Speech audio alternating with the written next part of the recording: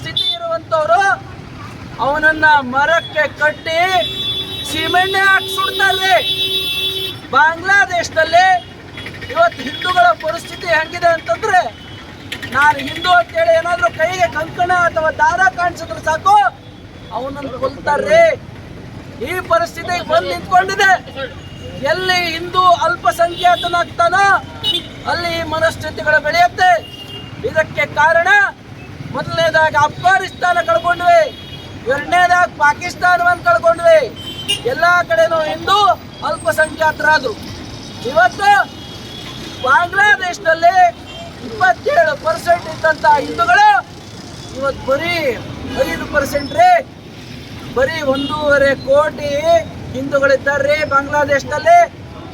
ಎಲ್ಲಿಗೆ ಬಂದು ನಿಂತಿದೆ ಹಿಂದೂ ಸಮಾಜ? ಇಷ್ಟು ತೀವ್ರತೆ, ಇಷ್ಟು ಬೇಗ ಏನು 50-70 ವರ್ಷಗಳಲ್ಲಿ 5% ಬಂದು ನಿಂತಿದ್ದಾರೆ ಅಂತಂದ್ರೆ ಇದಕ್ಕೆ ಕಾರಣ ಮತಾಂತರ. ಆ ಹಿಂದೂಗಳನ್ನ ಪಲಾಯನ ಮಾಡಿಸಿದ್ರು, ಹಿಂದೂಗಳ ಮೇಲೆ ಚಿತ್ರಹಿಂಸೆ ಕೊಟ್ರು. ಹಿಂದೂಗಳನ್ನ ನೀವು ಮೊನ್ನೆ ನೋಡ್ತಾ ಇದ್ದೀರಿ, ಶೇಖ್ ಹಸೀನಾ ಪ್ರಧಾನಿಯಾಗಿದ್ದಾಗ ಅವಳನ್ನ ಇಳಿಸಿದಾಗ ನಮ್ಮ ಇಸ್ಕಾನ್ ಟೆಂಪಲ್ನ ಗುರೂಜಿ ಅವರನ್ನ ಚಿನ್ಮಯ ಕೃಷ್ಣದಾಸ್ ಆ ಗುರೂಜಿ ಮೇಲೆ ಹಲ್ಲೆ ಮಾಡಿ ಆ ಚಿನ್ಮಯ ಕೃಷ್ಣದಾಸರವರನ್ನ ತಗೊಂಡೋಗಿ ಪೊಲೀಸರಿಗೆ ಒಪ್ಪಿಸ್ತಾರೆ.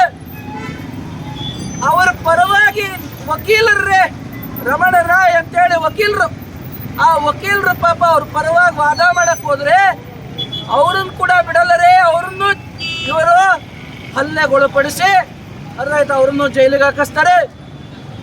ಹಿಂದೂಗಳ ಪರಿಸ್ಥಿತಿ ಹೇಗಿದೆ ಅಂತ ಹೇಳಿದ್ರೆ ಬಾಂಗ್ಲಾದೇಶದಲ್ಲಿ ಪೂರ್ತಿಯಾಗಿ ಅವರಿಗೆ ಯಾವ ಸ್ಥಾನಮಾನ ಇಲ್ಲ. ಅವರನ್ನ ತುಚ್ಛವಾಗಿ ಕಾಡ್ತಾ ಇದ್ದಾರೆ. ಇದೇ 1 ವರ್ಷದ ಹಿಂದೆ ಬಾಂಗ್ಲಾದೇಶದಲ್ಲಿ ಮನೆ ಮನೆಗೆ ನುಗ್ಗಿ ಹಿಂದೂಗಳನ್ನ ಹುಡುಕಿ ಹೊಡಿತಾರೆ. ಮನೆಗೆ ಹುಡುಕಿ ಹೊಡೆದು ಅಲ್ಲಿರ್ತಕ್ಕಂಥ ಸಣ್ಣ ಪುಟ್ಟ ಮಗು, ದೊಡ್ಡವರು, ಚಿಕ್ಕವರು ವೇದನೆ ಇಲ್ದಿರ ಹಿಂದೂಗಳನ್ನ ಕೊಲ್ತಾರೆ.